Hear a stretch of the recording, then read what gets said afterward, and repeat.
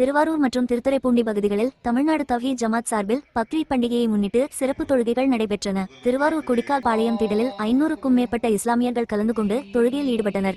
அதேபோல் திருத்துறைப்பூண்டியிலும் 300க்கும் மேற்பட்டோர் பங்கேற்றனர். தொழுகைக்கு பின்னர் பக்ரீத் வாழ்த்துகள் பரிமாறிக்கொள்ளப்பட்டன. மேலும் சமூக ஒற்றுமை மற்றும் ஏழை மக்களுக்கு உதவிட வேண்டும் என தமிழ்நாடு தவ்ஹீத் ஜமாத் சார்பில் வலியுறுத்தப்பட்டது.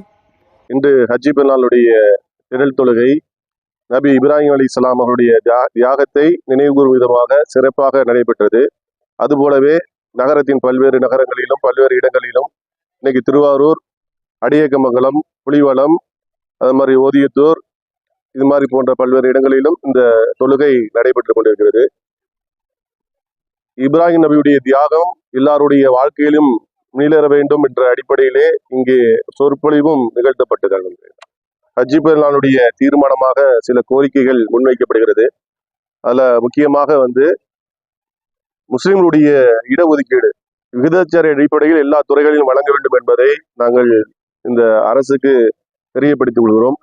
அதுபோல நீண்ட நெடிய காலமாக விசாரணை கைதிகளாக சென்ற முஸ்லிம் சிறைவாசிகள் அவருடைய விடுதலையும் கூடிய விரைவில் அவர்களுக்கு ஒரு நல்ல பலனை அளிக்க வேண்டும் இந்த அரசாங்கத்திற்கு தெரியப்படுத்திக் கொள்கிறோம்.